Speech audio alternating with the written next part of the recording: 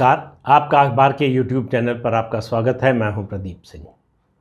CAA याद है आपको या भूल गए? सिटीजनशिप अमेंडमेंट एक्ट 2019 बहुत ही ज़ोर शोर से बड़े जोश में पास हुआ था। किस लिए हुआ था कि बंटवारे के बाद भारत, बांग्लादेश, अफ़गानिस्तान में जो हिंदू, सिख, जैन, पारसी और ईसाई समुदाय के लोग हैं, उनमें से जो लोग 31 दिसंबर 2014 यानी 31 दिसंबर 2014 तक अगर भारत आ गए हैं तो उनको भारत की नागरिकता मिल जाए। क्यों मिल जाए इन लोगों को? इसलिए कि इनका परसिक्यूशन हुआ रिलीजन के बेसिस पर। इन तीनों देशों जिनका मैंने जिक्र किया, पाकिस्तान, बांग्लादेश और अफ़गानिस्तान, ये इस्लामिक देश है। यहाँ इस्लाम को नहीं मानने वाले लोगों के साथ भेदभाव होता है, उनका उत्पीड़न होता है, जबरन कन्वर्जन होता है, उनको भागने के लिए और बुरी परिस्थितियों में रहने के लिए मजबूर किया जाता है। तो अगर आप इन समुदायों के हैं और भारतीय मूल के हैं तो आपके पास जाने के लिए दुनिया में और कोई जगह नहीं है। तो इसलिए आप भारत ही आएंगे तो इन लोगों को भारतीय नागरिकता मिले।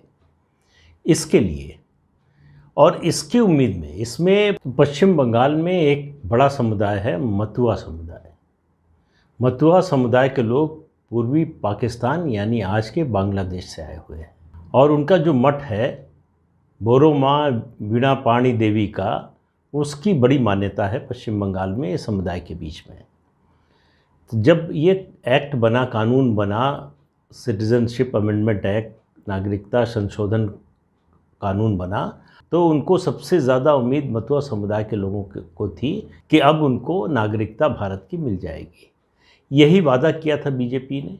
इसी वादे की उम्मीद में मतुआ समुदाय ने 2019 के चुनाव में बीजेपी का भरपूर साथ दिया, लोकसभा चुनाव में 2019 में। और मतुआ सब बोरो माँ के पोते हैं शांतनु ठाकुर, उनको बोंगन सीट से टिकट दिया। पहली बार ये सीट बीजेपी जीती पश्चिम बंगाल में। वैसे तो बीजेपी का पश्चिम बंगाल में लोकसभा चुनाव में कुछ खास रहा नहीं है, एक दो सीटें जीतती रही है कभी कभी। 2019 में बीजेपी 18 लोकसभा सीटें जीती, जो कि अभूतपूर्व परफॉर्मेंस थी भारतीय जनता पार्टी की इतने कम समय में। जिस तरह से वहाँ अमित शाह ने संगठन को खड़ा किया और पार्टी को मैदान में ले आए, लड़ाई में ले आए और कांग्रेस और सीपीएम को हाशिए पर ढकेला। लेकिन 2019 में इस बड़ी जीत के बाद जब 11 दिसंबर 2019 को 11 दिसंबर 2019 को ये CAA पास हुआ, सिटीजनशिप अमेंडमेंट एक्ट पास हुआ, तो मतुआ समुदाय के लोगों की उम्मीदें और ज़्यादा बढ़ गई। उन्हें लगा कि अब उन्हें भारत की नागरिकता मिलने से कोई रोक नहीं सकता। लेकिन नागरिकता नहीं मिलने से बहुत तरह की परेशानियां होती हैं। हालांकि उनको कुछ सुविधाएं मिली हुई हैं, लेकिन सरकारी नौकरी नहीं मिल सकती, पासपोर्ट नहीं बन सकता, ज़मीन नहीं खरीद सकते, मकान का नक्शा पास नहीं हो सकता, मकान नहीं बनवा सकते, तमाम तरह की दिक्कतें होती हैं। तो इसलिए उनके लिए ये जीवन मरण का प्रश्न था। लेकिन दिसंबर 2019 और आज हम अप्रैल 2022 में हैं, अभी तक CAA के जो रूल्स हैं वो नोटिफाई नहीं हुए हैं। पश्चिम बंगाल में मतुआ समुदाय की आबादी लगभग 72 लाख या उससे ज़्यादा है और ये चुनावी दृष्टि से बड़ा महत्वपूर्ण समुदाय है। 2019 के यानी 2019 के लोकसभा चुनाव में इस पूरे समुदाय ने ज़ोर शोर से भाजपा का साथ दिया, इस उम्मीद में कि भाजपा CAA लाएगी, नागरिकता संशोधन कानून लाएगी और उनको नागरिकता मिलेगी। लेकिन कानून पास होने के बाद भी जब उनको नागरिकता नहीं मिली, लगातार एक्सटेंशन होता रहा, इस रूल्स के बनाने का जो समय था उसको बढ़ाया जाता रहा, तो उनके मन में निराशा पैदा हो गई। उसका फ़ायदा उठाया ममता बनर्जी ने। उनके लिए कई तरह की सुविधाओं की घोषणा कर दी। उनको लुभाने के लिए उनके मठ गई, उनके लोगों से संपर्क किया और ये समझाने की कोशिश की कि बीजेपी कह रही है, करेगी नहीं कुछ। 2021 के विधानसभा चुनाव में मतुआ समुदाय बीजेपी से टूटकर चला गया ममता बनर्जी के साथ। इसकी बीजेपी ने भारी चुनावी कीमत चुकाई। सीए अगर लागू हो गया होता तो न केवल मतुआ समुदाय बल्कि दूसरे लोग जिनको नागरिकता मिलने का रास्ता खुल गया था इस कानून से, वो सब बीजेपी के साथ होते, वो सब बीजेपी के खिलाफ हो गए, ममता बनर्जी के साथ वोट किया उन्होंने। तो ये बड़ी राजनीतिक कीमत भारतीय जनता पार्टी ने चुकाई है इस कानून के रूल्स फ्रेम न करके। लेकिन मुझे लगता है कि अब पार्टी जो है और इसका नुकसान नहीं उठाना चाहती, इसलिए आने वाले दिनों में आपको सुनाई देगा कोई बड़ा फैसला होता हुआ।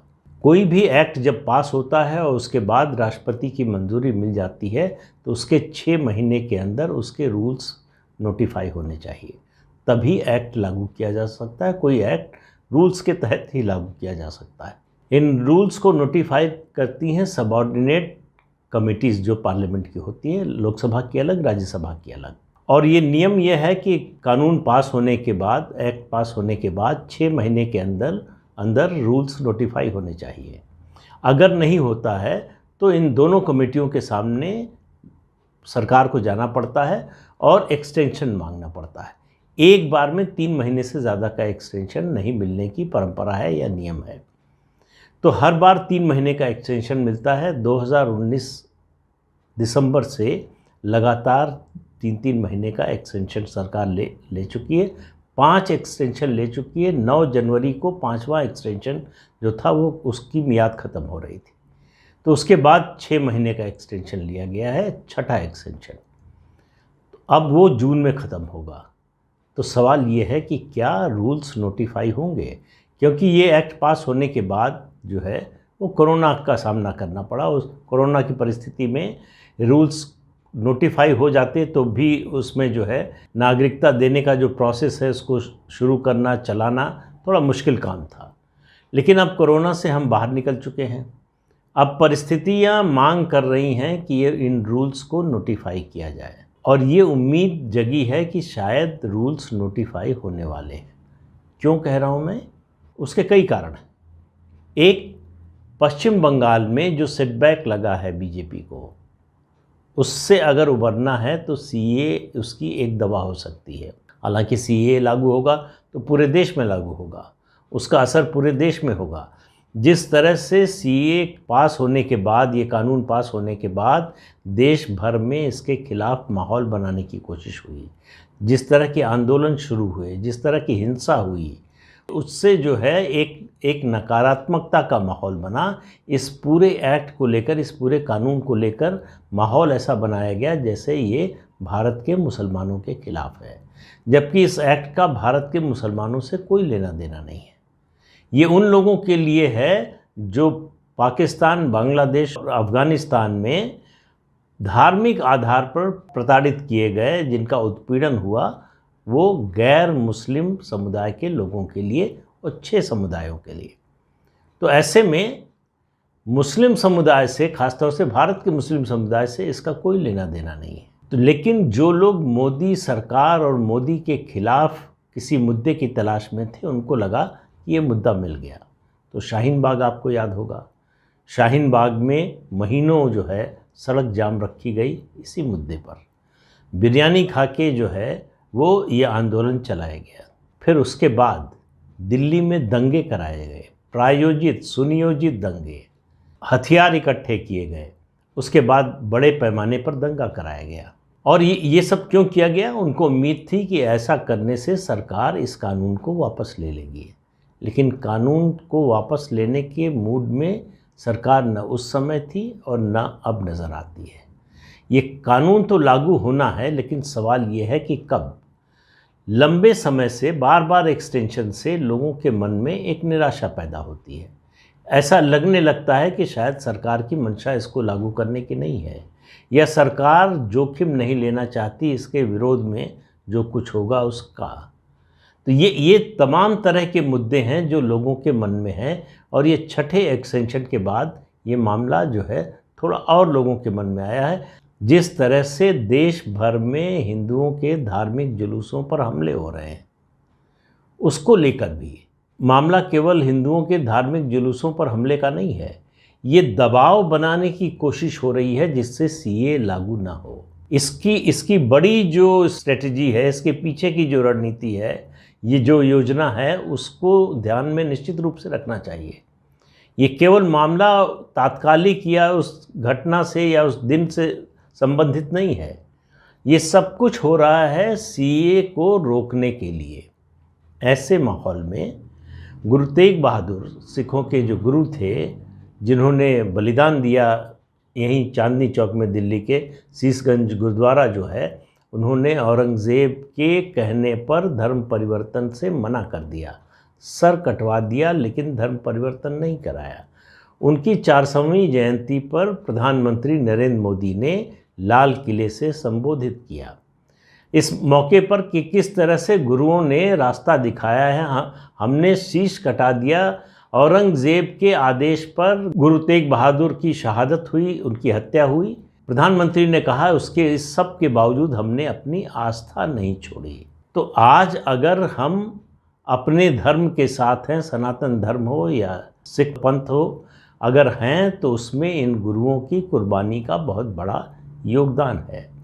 लेकिन इस मौके पर एक बात का और जिक्र किया प्रधानमंत्री ने और कहा कि इसी के लिए नागरिकता संशोधन कानून लाया गया था कि जो परसिक्यूटेड सिख समुदाय के लोग हैं पाकिस्तान, बांग्लादेश और अफ़गानिस्तान में, उनको नागरिकता भारत की दी जा सके।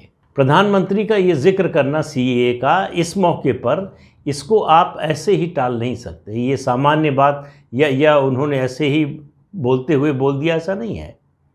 इसके पीछे रणनीति है निश्चित रूप से। इसका मतलब 2-2.5 साल बाद इस मुद्दे का जिक्र करना प्रधानमंत्री का किसी सार्वजनिक कार्यक्रम में, सार्वजनिक मंच से, इसका मतलब है कि सीएए के रूल्स जल्दी ही फ्रेम होने वाले, सीएए लागू होने वाला है, इसका ये संकेत है। प्रधानमंत्री का बोलना, प्रधानमंत्री का इस तरह से इसका जिक्र करना, इस बात का संकेत दिया गया है। और शायद ये छठा एक्सटेंशन 6 महीने के लिए इसीलिए मांगा गया है कि सरकार अब गंभीरता से इसके रूल्स फ्रेम करने जा रही है। तो उम्मीद करना चाहिए कि जून तक जो समय मिला है सरकार को, संसद की इन दोनों सबऑर्डिनेट लेजिस्लेशन कमेटी से उसका समय पूरा होने, यानी 8 या 9 जून को पूरा होगा, उससे पहले पहले रूल्स फ्रेम हो जाएंगे, ऐसी उम्मीद नज़र आ रही है। अगर इस बार भी नहीं होता है तो मुझे लगता है कि निराशा थोड़ी ज़्यादा होगी। लेकिन देश में जो परिस्थिति है उसको देखते हुए ये संदेश नहीं जाना चाहिए कि दबाव में आकर सरकार बैकफुट पर चली गई है। इसलिए सीए के रूल्स का नोटिफाई होना जितना ज़रूरी था उसके कानून बनने के बाद, उससे ज़्यादा ज़रूरी इस समय नज़र आ रहा है। तो मुझे लगता है कि प्रधानमंत्री का बोलना, इसका जिक्र करना, इस बात का संकेत है कि सरकार में इस मुद्दे को लेकर हलचल शुरू हो गई है और जल्दी ही इस पर कुछ बड़ा सुनने को मिल सकता है। तो इस अंक में इतना ही। अगले अंक में फिर मिलेंगे किसी नए मुद्दे के साथ। तब तक के लिए इजाज़त दीजिए। नमस्कार। आपसे अनुरोध है कि ये चैनल देखिए, शेयर कीजिए, लाइक कीजिए।